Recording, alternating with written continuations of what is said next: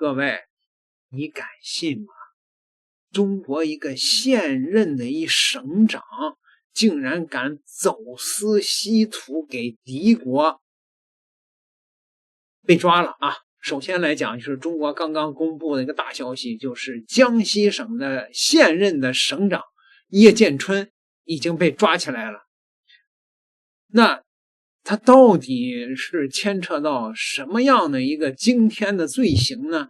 反正是海外的这帮轮子精神病摇棍们啊，他们说呢，说网上有一个内幕，说叶剑春穷庙多出复方丈，江西省委副书记、省长叶剑春的別墅閣樓裡藏着200個行李箱，每箱160萬，真空包裝的現金合計3.2億元。江西是個窮廟，出了一個復方丈。那這個事情呢，那海外的這幫輪子們說的，這個沒有那個佐證。但是呢，8月27號，中央紀委國家監委就通報了，江西省委副書記、省長葉劍春涉嫌嚴重違紀違法，正在接受審查調查。3天前，他還在主持省政府的常務會議。這是今年又一名任上落馬的省級政府一把手。這個是確實的。那有人說了，那你怎麼知道他走私稀土啊？那又是海外的這幫輪子精神病造的謠嘛？走私稀土那是多大的罪過啊！最近啊，中國公布了好幾例走私稀土的案例了。大連稀土走私案後續曝光，境內內鬼勾結，境外戰略資源黑色鏈條被斬斷。2026年熱度居高不下的大連富士電機稀土走私案近期爆出重磅後續。經過海關緝私和公安部門的深度追查，這起案件的完整真相徹底水落石出。這並非簡單的外籍人員個人作案，背後藏着一套境外主導、境內內鬼配合的完整走私團夥。多條非法利益鏈條被連根拔起，也讓大眾看清了我國戰略稀土資源面臨的外洩風險。其實早在今年5月，這起案件就已經浮出水面。大連海關先後2次查獲日本富士電機涉案人員，分別是其在華子公司高管和總部外派的技術專員。經查，兩人動了歪心思，專門挑選敵七這類軍工級高端稀土磁材，悄悄嵌入普通電機外殼，靠偽裝品名規避我國兩用物項出口審批，企圖將稀缺戰略資源走私出境，供日方逆向研發高端磁材技術。6月24日，中方外交部正式確認該案，2名日籍嫌疑人因涉嫌走私國家禁止進出口貨物被逮捕。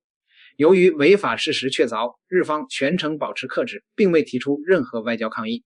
不過，隨着偵查不斷深入，辦案人員發現，單憑2名外籍人員根本不可能完成整套走私操作，順着貨物出庫、改裝、報關到出境的全流程，溯源追查，隱藏在國內的涉案鏈條被徹底挖出。截至7月初，多名中國籍涉案人員被依法逮捕，另有超10名境內人員接受調查。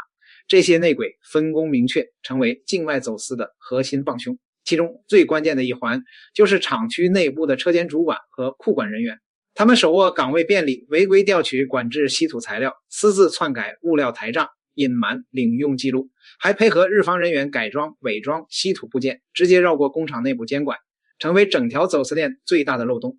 除此之外，報關、貨代、中介也扮演了重要角色。他們利用專業經驗篡改貨物清單，將藏有稀土的電機偽報成普通金屬配件，以此躲避海關查驗，賺取高額非法佣金。案發後不僅會被追責，還將終身禁業，納入行業失信黑名單。還有部分倉儲物流人員幫忙中轉藏匿貨物，通風報信，協助規避2次抽檢，全程為走私行為鋪路。值得一提的是，案件曝光後，日本多家主流媒體刻意歪曲事實，混淆視聽。NHK、朝日新聞等媒體刻意淡化日企主導策劃的核心事實，反而大肆炒作中方人員涉案，試圖轉移視線、轉嫁責任。對此，中方外交部明確表態，執法不分國籍，外籍主犯和境內共犯都會依據相關法律同等追責，絕不姑息。同時，直指問題根源是富士電機管控失範，敦促日方約束本國企業遵守中國法律，不要顛倒黑白、推卸責任。目前，該案所有涉案人員已全部到案，完整證據鏈固定完畢，即將移交檢察院審查起訴。2名日籍主犯和中方核心涉案人員因涉及軍工及戰略資源走私多次虛假申報，屬於加重情節，大概率面臨5年以上有期徒刑並處罰金。普通協助人員也將根據參與程度接受相應處罰。涉事企業還將面臨高額罰款和資質整改。這起案件也為我國戰略資源管控敲響了警鐘。如今，海關已針對配件夾藏稀土的走私套路，上線專項智能查驗機制，依靠光譜設備精準排查隱患。同時，全國開展稀土產業鏈合規大排查，重點補齊廠區物料管理、報關通關等崗位漏洞，重拳打擊內外勾結走私行為，牢牢守住我國稀土戰略資源安全底線。江西省的省長走私稀土這個事兒可不是海外的輪子造謠啊，這是中國的官媒報道的，中國能源網經濟觀察報說的，說葉建春的家族染指稀土生意。數位知情人告訴经濟觀察報的記者，葉建春是8月25號晚間在江西贛州瑞金市被中央紀委国家监委的工作人員帶走的。葉建春家族在江西涉及稀土生意，而葉建春之妻在此前亦被紀委监委的工作人員带走。61歲的江西省委副書記、省長葉建春涉嫌嚴重違法違紀。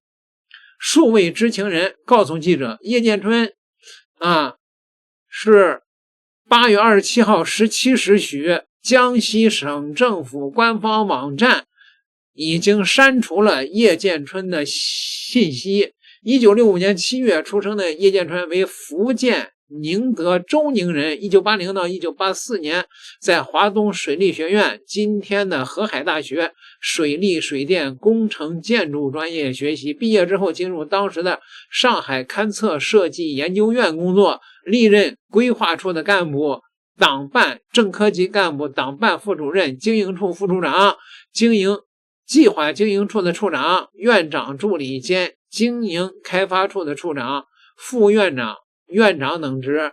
2005年，葉建春離開了工作21年的上海勘測設計研究院。如果我沒記錯的話，這好像是老江的當時的那個下屬單位是吧？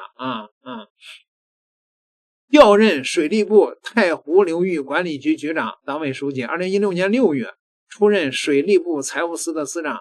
8個月以後，2017年2月升任水利部的副部長。在此期間，他還兼任了國家防汛抗旱總指揮部的秘書長、应急管理部的副部長等職。2021年2月，葉建春外調江西，任江西省委副書記。當年10月升到江西省省委副書記、副省長、代理省長、省政府黨組書記。2022年1月當選江西省的省長。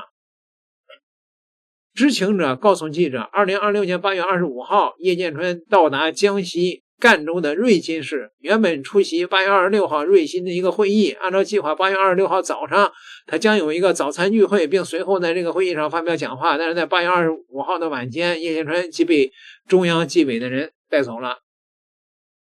來自江西政界的人士向記者介紹，葉建春到江西任職以後，家族在江西染指稀土生意。江西的政商兩界對此也颇多微詞。江西是中國稀土儲量最多的省份之一。中國礦業報2025年1月2號的報道稱，在戰略價值較高的重稀土方面，江西的重稀土礦約佔全國的2/3。江西日報的報道，在2026年8月27號晚，江西省省委召開了擴大會議，通報了葉建春涉嫌嚴重違紀違法。這個會議強調堅決杜絕裙帶腐敗、衙內腐敗、家族式的腐敗。一個省長現任的省長他家族竟敢染指中國的戰略資源，而且還涉嫌對外走私。你說這個罪過大不大？槍斃5分鐘都夠了。點個訂閱吧，咱們下集再聊。